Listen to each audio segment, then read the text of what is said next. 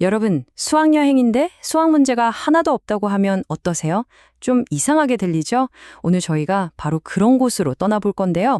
계산이랑 공식은 잠시 잊으시고요. 대신 역사와 이야기가 넘쳐나는 아주 특별한 곳, 바로 통영으로 함께 가보시죠. 아니, 수학여행에 계산도 없고 공식도 없다니 이게 말이 되나 싶으실 거예요. 그쵸? 뭔가 앞뒤가 안 맞는 것 같잖아요. 도대체 이게 어떻게 가능한 이야기일까요? 비밀은 바로 이 한 문장에 있습니다. 컨텐츠는 인문학이고 수학은 그 옷일 뿐이다. 이 여행을 기획한 손대원 선생님의 생각인데요. 그러니까 수학을 우리가 막 머리 싸매고 푸는 그런 문제로만 보지 말자는 거죠. 오히려 우리 주변의 역사나 문화를 훨씬 더 깊이 있게 들여다볼 수 있는 아주 멋진 렌즈 같은 거라고 생각한 거예요. 자, 그럼 이제부터 문제집은 던져버리고 진짜 수학 없는 수학여행이 어떤 건지 저랑 같이 한번 제대로 느껴보시죠. 핵심은 바로 이거예요. 관점을 확 바꾸는 겁니다. 예전 같았으면 어떻게 하면 단체 할인받지? 이런 계산을 했겠죠. 하지만 이제는 그런 거 말고요.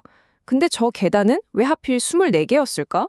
저 현판은 왜 저렇게 기울어져 있지? 하고 질문을 던지는 거예요. 바로 이 왜라는 질문에서부터 숨겨진 이야기들이 막 쏟아져 나오기 시작합니다.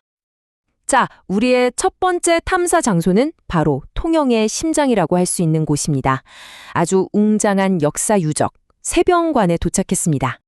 여기가 그냥 오래된 건물이 아니에요. 무려 300년 가까이 조선 수군 전체를 지휘했던, 그러니까 지금으로 치면 해군 총사령부 같은 곳이었던 거죠. 그만큼 중요했기 때문에 당연히 지금은 국보로 딱 지정이 되어 있습니다.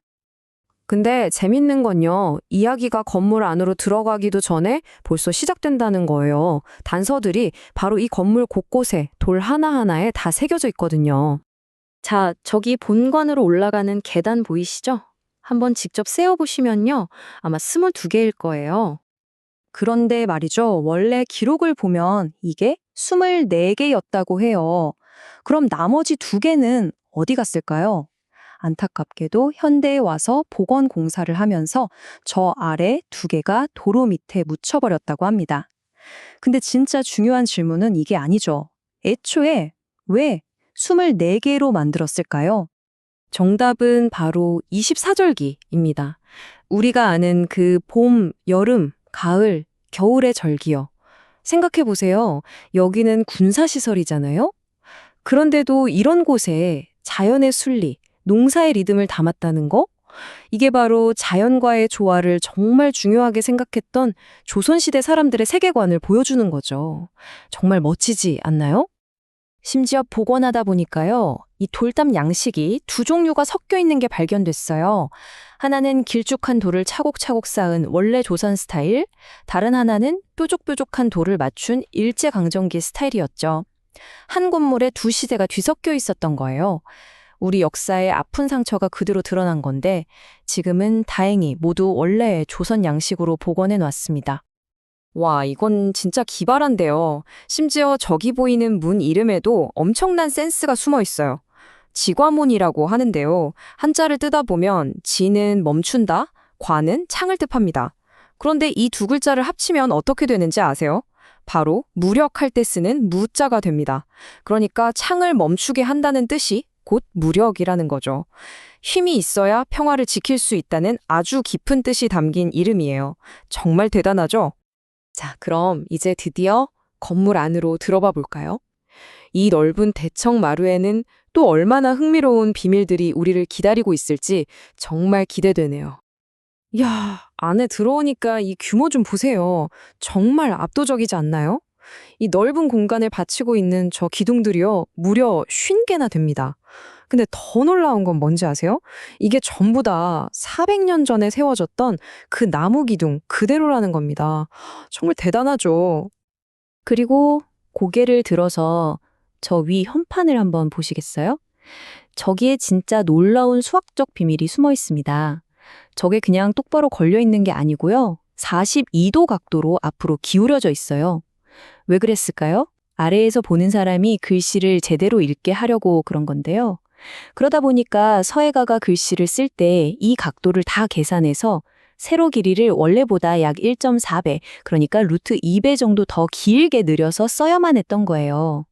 야, 조선시대판 삼각함수의 활용이라고 할까요? 정말 영리하죠. 그래서 재밌는 포인트가 하나 있어요. 이 기울어진 현판이 왜곡 하나 없이 완벽한 직사각형으로 보이는 스위트 스폿이 딱 한 군데 있다는 겁니다. 서예가가 의도했던 바로 그 모습을 볼 수 있는 자리죠. 어떻게 찾냐고요? 저기 출입문 쪽으로 걸어 나가면서 고개를 들고 현판의 시선을 고정해 보세요. 어느 순간 딱 하고 맞아떨어지는 지점이 있을 겁니다. 자, 지금까지 세변관 하나만 살펴봤는데도 이렇게 이야기가 많았죠.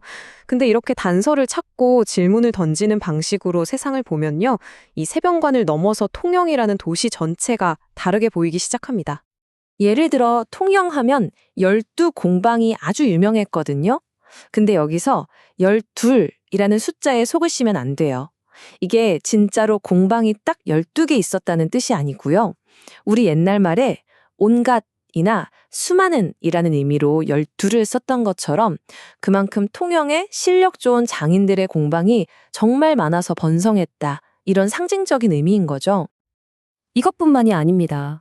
통영에서 동전, 그러니까 돈을 찍어내던 주전소 터가 발견됐어요. 이게 왜 대단하냐면요. 예나 지금이나 돈을 만드는 건 국가만 할 수 있는 거잖아요.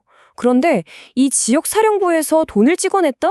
이건 당시 이 곳을 책임지던 수군 통제사의 권력이 정말 어마어마했다는 걸 보여주는 확실한 증거인 셈이죠. 그럼 그때 돈의 가치가 어느 정도였을까? 사실 감이 잘 안 오잖아요. 그럴 땐 이걸 보시면 됩니다. 바로 순댓국 가격인데요. 보세요. 1962년에 30원 하던 게 지금은 6,000원. 60년 만에 무려 200배가 올랐습니다. 이걸 보면 알 수 있죠? 아, 예나 지금이나 돈의 가치는 계속해서 변하는구나 라는 걸요. 자, 세변관의 계단부터 순댓국 가격까지 정말 많은 이야기를 나눴는데요. 그럼 이 모든 걸 통해서 우리가 진짜 생각해 봐야 할 점은 뭘까요? 그건 바로 이거예요. 수학이라는 게 단순히 정답을 찾는 그런 골치 아픈 과목이 아니라는 겁니다. 오히려 우리 주변에 꼭꼭 숨겨진 이야기들을 캐내는 탐정의 돋보기 같고 또 세상을 더 깊이 있게 읽어내는 아주 특별한 언어라는 거죠. 오늘 우리가 함께한 이 통영의 이야기는요, 사실 시작에 불과합니다. 한번 주변을 둘러보세요. 어쩌면 여러분이 매일 걷는 그 길, 늘 지나치는 그 건물에도 아직 아무도 발견하지 못한 수학적 비밀과 잊혀진 이야기들이 숨쉬고 있을지 몰라요. 여러분이 살고 있는 세상이 바로 여러분이 읽어주기만을 기다리는 살아있는 교과서거든요. 오늘 이야기는 여기까지입니다. 감사합니다.